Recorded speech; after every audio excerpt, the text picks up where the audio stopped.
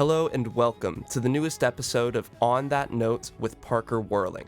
Today's guest joins me from Nashville, Tennessee. She's an incredibly talented indie pop singer-songwriter with a brand new EP called Translucent Beauty out now on all streaming platforms. I discovered her song Joanna on Spotify's Fresh Finds indie playlist, and I can't stop listening to it.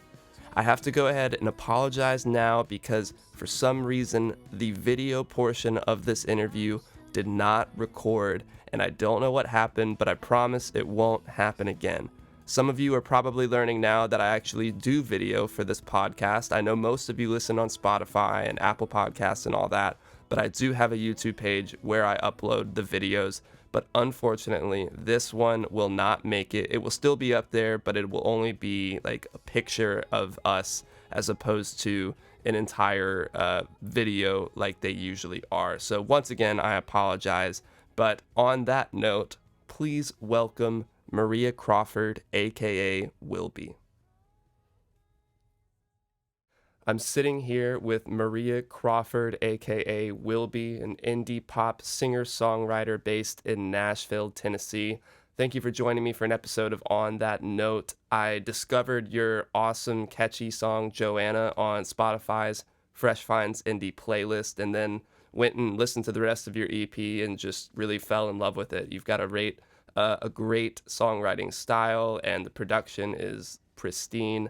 And I really wanted to ask you just about the writing and recording process behind it. Like, how did it feel finally releasing that EP? Yeah, well, thanks for having me on here. It was kind of how do you say, like, it was after the pandemic. I had put this EP on pause because of the pandemic. I released Bad and kind of was working on like a full project, and then that all kind of got delayed. And Bad was kind of my first release as Wilby. So the EP was kind of like we tracked it pretty fast last fall, and then I would say for Nashville, like I released it pretty quickly. I didn't want to sit on it. So, but it's been nice to kind of like let it fly, let it soar, hopefully. Yeah. So, what what are some of like the feelings of anticipation like when you want to get something out? Like some people, you can sit on something for a year or 2 years. Why did you feel like you wanted to put it out at this time? I think for me it was like a mental thing of like I had taken some time off from music and then was just kind of revving up like right before the pandemic started. And so for me, like I really felt pressure, but also like for myself, I was like, I have to get this out. Like I can't. I think any artist or any creative who sits on their project too long, like it's inevitable to overthink things and then kind of resent the project. And I didn't want it to sit around that long for that to happen. So yeah, I mean, I think like over content, like there's so much, like I'm so overstimulated, especially I feel like probably everyone was like, right, maybe like 6 months ago when everyone was releasing like their, pandemic core Yeah, stuff. I like that pandemic core. That's funny. It's not my term, but I've seen it around, and I think it's funny. But yeah, so there's pressure as like a new project, and pressure, like good kind of pressure of like I want people to know what Wilby is and want enough content to kind of showcase that. But I also think it's so beautiful and especially overrated right now, or underrated, to just sit on stuff and like really give it time and wait and not play the content game, because that's kind of what I'm in the middle of. Yeah, it's a hard line to ride sometimes, knowing when it's the right time to strike and when it's the time to like gather all of your materials and give them the proper time and love that they deserve, especially if you Yeah. have waited a long time since your last release. You're kind of itching, you see other people putting out really cool stuff, and you want Yeah, to yeah. just do it. And there is something to be said for releasing something on a whim because you feel good about it, and maybe that's good, but also you do want to give it the time that it deserves instead of rushing. Yeah, for sure, for sure. Do you feel like you had any major takeaways going through the process of creating this EP that you might take with you along into the future? I think it's a lot about like what I was just talking about, like kind of trusting the process is such like a buzz buzzword, but I think I think just listening, like trusting my gut was a big thing. Um, Trusting my gut and trusting myself with this because at the end of the day, like it's my project and there's gonna be a lot of people who come and go, who come alongside me and make it what it is. But at the end of the day, it's just gonna be me and my opinion and what I think about it. So I think that's been a big thing for me. Trusting the process, what does that look like to you? And what does it look like when you feel like you're not as connected to yourself as you wish you'd be? I think that trusting the process is a lot about like trusting myself and trusting that the like waves that I'm gonna go in of like, first day tracking, it's like super excited. I felt like pretty much every track on the EP the first day I was like stoked about the song. There was one when we first tracked Translucent Beauty, we actually created like this alternate version that I thought I wanted it to be, and that was the only time that when I came home from the studio that first day tracking that song, where I was like, I don't know what's going on with this. Like I really missed the mark. But pretty much like it's like that really big thrill of just getting in the studio and like just putting sounds to a song that's like just been with yourself pretty much. Um, and then you're, like, in the mixing phase, and you're just, like, kind of, like, you're listening to it over and over and over and over again, and it's just, like, I don't know anymore, like, I don't know if the song sucks now because, yeah, you get really in your head about it, and then the release time, like, I've really tried to, like, hone in on and just kinda been, like, I had a good, friend and mentor of mine be like, have like, releasing a song is like having a child, and, like, you just need to let it you just need to let it go, and, not overthinking it so much is a big thing. Yeah, and kind of going along with that comparison where I thought you were going to go with having a child is it takes 9 months to, for that baby to grow in the uterus, and it's like you can't just write a song and force it out immediately. You do have to give it the time that it needs to grow before it is out there. Even if maybe you're ready for it to be out there, it's not ready yet maybe. What did that uh Translucent Beauty, what did that look like when you brought it back and you weren't quite sure about it? What changes did you make? Did you start completely over from scratch, or did you just kind of, troubleshoot and figure out what the exact problem was? Yeah, we kinda started from scratch. We used my original vocal, which was really interesting because the initial version that we made was in halftime. And yeah, it was a completely different feel. I thought it was gonna be like it was a really cool version and like I might release that version one day, but it wasn't like what the song wanted to be, or what I wanted the song to be.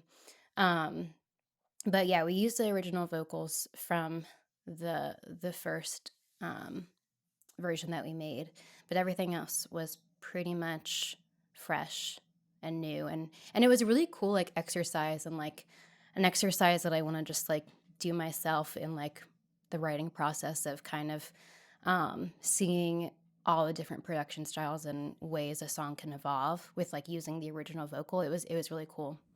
Yeah, it can be really hard to change your perspective on a song that you've had written for so long, or even if you just wrote it.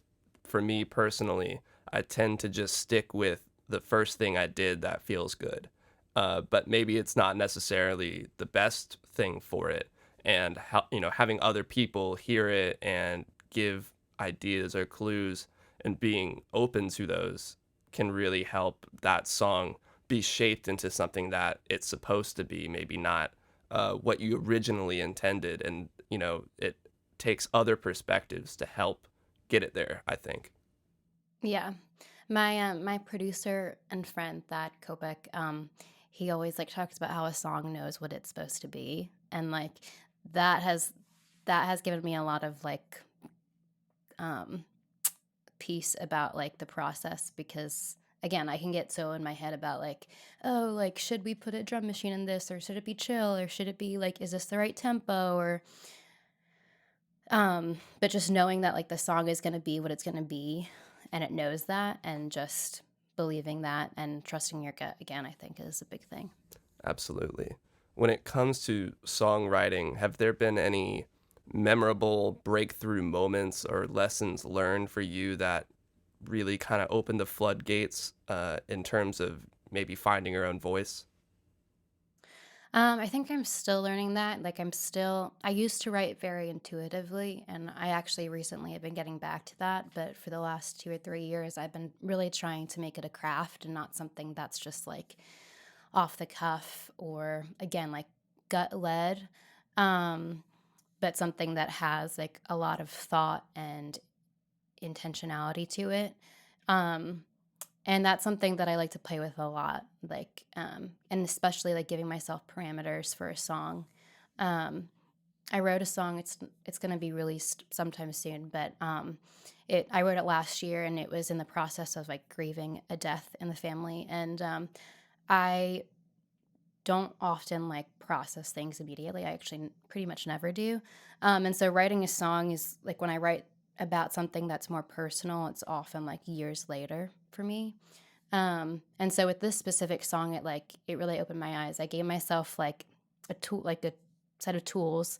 I gave myself like a rhyme scheme and like I wanted it to have no like real context to what I was going through, but to still give this sense of like grief or like longing for someone that's no longer there. And it was really eye opening because I wrote the song in like 4 hours and it hit the nail on the head of what I was feeling, but I also didn't have to like do all of the work in processing and like yeah, it was cool. It is funny how it does take longer for some people. It takes like way longer than I would like for it to process something and write about it, especially when like in the last 2 months, I feel like there's been a multitude of things I could write about and try to, and it just doesn't work out because maybe I don't have the proper distance from it and the right perspective on it. And that's interesting that giving yourself these parameters to work with, like a rhyme scheme or, a general framework is more helpful, instead of having like the world at your disposal or any possible idea could work. It's like you give yourself this framework and suddenly it's like, okay, now we can fill in the blanks. Yeah. You make it in like a more approachable context for you to like digest it and then it's yeah. Do you have a favorite part of the creation process, whether that's the writing phase, the recording phase, the release, anything in between? I really like being in the studio. Yeah. I love collaborating. I like writing for other people, but as far as collaborating and writing for my project, it's not really my thing. Um, I'm a little too protective of and opinionated on what I want when I'm writing. But yeah, getting in the studio is really fun. I just think yeah, it's amazing how other creative minds can just give new life to the song that you're like over. Um, and feedback and just community is really I love.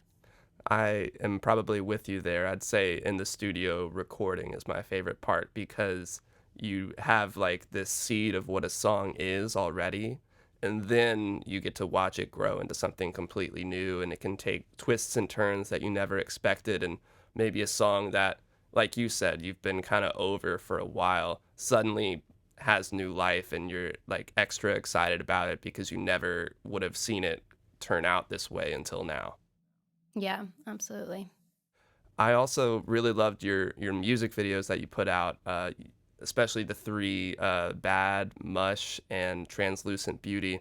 And I noticed that they were all shot by different directors, which I thought was really cool. Most of the videos I've done have always been with the same guy, and they're like it was cool to foster that relationship with somebody who starts to understand what you want and you understand what they're going for. But I'm sure it was interesting getting three completely different perspectives, and they all do have their own feel to it. So, did you learn anything working with different people, either about music videos in general or about how you like to work on music videos? Um, I it's interesting that you think that they look different because I worked with different people who are all like close friends of mine, but I felt like I had a lot of ideas that we went with, or the director would let us go with. um, and I like again with my like videos, I'm a very visual person, and I had a lot of like instinctual ideas for the videos, like even in the writing process. And like often with the videos, like I have almost each a music video for almost each song, which I think is like a little overkill for kind of where I'm at in this project. But it was really because like I would start writing like the song and I would have ideas that come in my head that I couldn't let go of.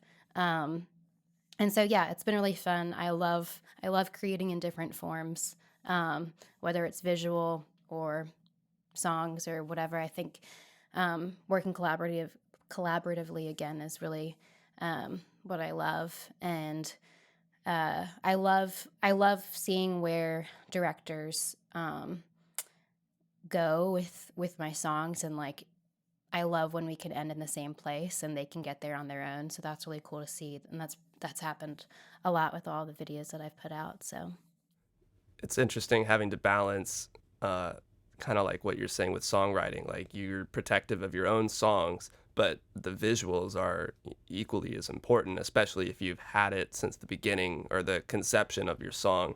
So, how do you work with these directors to make sure that your vision is realized, but also, don't remain closed off to how they see things happening? yeah, I think again, like having parameters, like saying I want these three shots as like the main shots, and then like whatever they bring to that, like go for it. And especially with like translucent beauty, like I shot with my friend Linda Parrott, and we literally just like she had a green screen, and I just like saw this like trippy kind of video for translucent beauty, and we like shot it in like 3 hours, and it was just kind of like us goofing off, and then she edited the shit out of it and made it really badass in my opinion, and that was that, and that was like all her. So definitely choosing the right people is a good important thing to note when it comes to this stuff. Because I mean, Yeah. you and I certainly don't know that much about editing, and I know what I want to see, but you have to trust the others to really get that vision together. Yeah, and I think especially with videos or photos, working with people that you're comfortable with, Yeah, unless you know you're really, really, really good in front of a lens, is it's a whole craft. Are you an actor I am. as Yes. well? So you like you get that. Yeah. It's But yeah. yeah, like it's not. I have to be pretty comfortable with people to like feel like I can be myself in front of a lens, and I feel like you can see that or you can't see that. Like either I look awkward as hell, or or the comfortability is because of the comfortability with the people I'm working with. Yeah. Oh, well, watching your videos, you do look very comfortable. You look very yourself in these videos. And what's funny, being an actor, I was always used to being in front of a camera and playing someone else. So then when I'm Mm, doing music videos for myself and I just have to be me, it's almost more, it's like terrifying, even yeah. though playing a character on other sets, there's like 100 people on this crew and it's like not that big of a deal. But my friend with a camera is like, Yeah, yeah. it's terrifying because I have to figure out how to, like, what do I do with my hands? Yeah. So, do you have any advice for other artists when it comes to creating their own music videos? Again, I would say like trust your gut. Pick people that you're comfortable with or you're fans of their stuff, because they are gonna make more stuff that you like. Um, and I think with like the awkwardness maybe of like performing in front of a lens, like um step into the character of the song. I think that's a good way to like disassociate from the like this is my music video and I have to look like a star.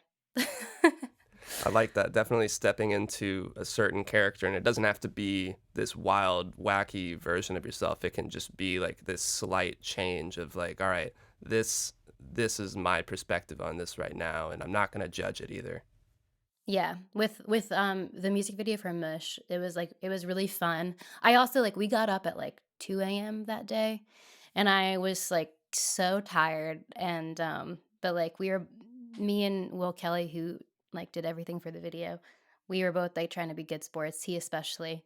But like my face was all puffy and I was like so freaking cold and like the like night shots. But like by the time we like got the shots in like the bedroom, it was just like fun because this is just like melodrama, and I think everyone has a little bit of. Everyone's got a little melodrama.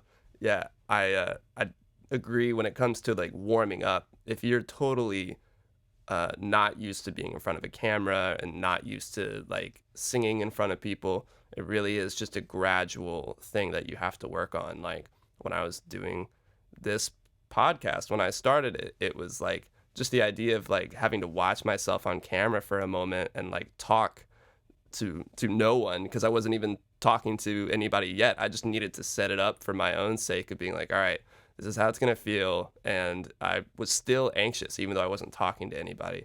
But over time, you know, the first person I had on this show was a really good friend of mine who I respect, and shout out to Ethan Ardelin. But it's like you have to sometimes take baby steps to get comfortable with doing things like this. Hmm. Yeah, definitely. Awesome. Well, that's going to take us over to the last five, where I'll just ask you five questions and we'll be done. Sweet. All right. Number one is in the studio or playing live. Right now in the studio because I haven't played a live show since before the pandemic, Gotcha. so it's it's been a minute. Are you itching to get back out there, or do you like the comfort of the recording studio? I'm really itching to play live. But I don't again, it's like kind of like the content thing. I don't want to just play a show to play a show. I really want to get back to playing live, but yeah. Yeah. I do love the studio, kind of what we were talking about earlier, because something can really come out of nothing when you bring it in, as opposed to, you know, being live. Like you can't fight that rush. Like nothing's gonna beat that rush of playing live. But I'm also like I'm very comfortable in the studio. Yeah. Yeah. Question number two is, what do you think is a perfect album front to back? Ooh, this is good. Um, Golden Hour, Casey Musgraves. Mm, That's the first that popped in my head. Oh, also Tapestry by Carole King. okay, yeah, yeah. Um, and Bitter with the Sweet. What record is that by her? That's another I record. think it's Bitter. I think yeah. I think the title is Bitter with the Sweet. Okay. Um, Both of those yeah. albums, Tapestry and Golden Hour, I've only listened to a few songs and never the whole thing. So now that you've said it, I need to go It's pretty check it out. genius. Yeah. Good top two to put right there. I guess top three. What was the other one? Bitter with the Sweet. I want to make sure that that record is, I think, better than Tapestry, Oh, to be wow. honest. Okay. But I'm just blanking on the name. I need to find it for you. Bitter with the Sweet. That's at least the song that is on there, right? The album, yeah. The album is Rhymes and Reasons. That's Okay. it. Cool. Yeah. Well, you gave me That's three like good ones to go OG. into there. Yeah. Well, question number three is, who's your dream artist or producer to work with? Mm. I feel like I'm working with my dream producer, which is Thad Kopech. Aw, shout out to Thad. Um he's my homie, but Ethan Gruska, I don't know him. um he's cool. He'd probably be the producer that I'd want to work with. Gotcha. Who has he worked with? He's worked with like Phoebe Bridgers Oh, and cool. Yer Smith, but he's put his own stuff out. That's really cool. Okay, Yeah. cool. I'll have to go check him out. One person I thought would be really cool to see you work with, I don't know if she would produce or you guys just write something together, would be Julia Jacqueline. Yeah, yeah, I love Julia Jacqueline. She's got that album is so She's really sick. cool. The whatever the newest one is, I forgot the name of it. Crushing. Yeah, yeah. Yeah. Yeah, I love that record. That would be really cool to see that. Question number 4 is what's on your musical rotation right now? Um, Good question. I am listening to a lot of Bee Gees. Really? Okay. Yeah, I don't know. They make me feel so good. Is there an album or a few um, songs you like, or is it everything? More Than a Woman. I mean, Yeah, how can't you love that song? classic. Um, my friends, the band Sawyer, they just put out a song like 2 days ago called Taste, and I ran to it today, like on repeat for like 30 minutes. I'm not even kidding. It's a really banger of a song. Nice. Good Sawyer song is the about. name of the band? Yeah. Cool. I'll have to listen to them for sure. Are they also from Nashville? Hmm. Nice. How do you, separate question, how's the Nashville music scene to you? Because I know you moved from Philadelphia, right? Or the suburbs of Philadelphia? Yeah. I moved here for college in 2014. Um, and so I've been here a minute. It feels like got here yesterday, but I love the Nashville music scene. I think it's super supportive. I think everyone's super kind. I think everyone's really approachable. I have nowhere else to compare it to, granted. But I would imagine, like, I think a lot of people like kind of just never leave Nashville, and they're kind of like itching for something else, but like New York or LA. But I think the combination of like the city, the people, they call Nashville like a small town, big city. You run into people everywhere that you know. Um, and it's a good spot. I'm reminding myself of this. Yeah, sometimes you have to But it like is a good spot. you do have to sometimes put yourself in that right frame of mind. Like I was in Los Angeles for a long time, and there would be times where I was like, all right, there's a reason why I'm here. Don't lose your mind. Like there's a reason. Then the pandemic happened. I was like, all right, Yeah. I gotta get out of here. Yeah. And then like Nashville's also like the cheapest like industry city to live in Yeah, also. So like it is pretty sweet to like have I mean it's going crazy like LA numbers and all of that with rent, but it is a pretty like approachable rent as well. yeah, awesome. Well, the last question here is, what is your favorite decade of music? mm, I'm really into not like the 90s Oh, stuff really? right now. Okay, Yeah. Not like right now, but the last like year. got you.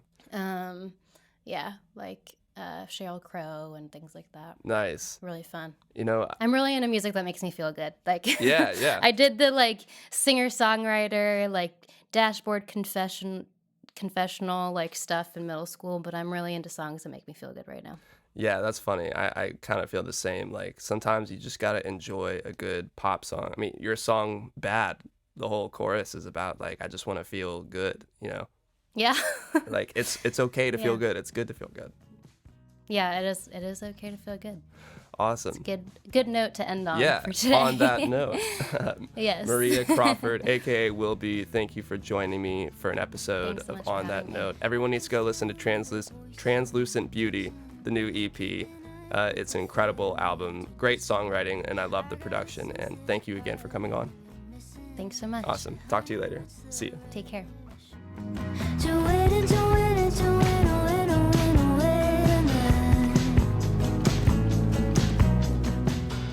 Thank you again for joining me for another episode of On That Note with Parker Whirling. If you haven't yet, please make sure to like and subscribe on YouTube and Apple Podcasts, and you can even leave a comment down below to let me know who you're listening to. On that note, I'll see you guys next time.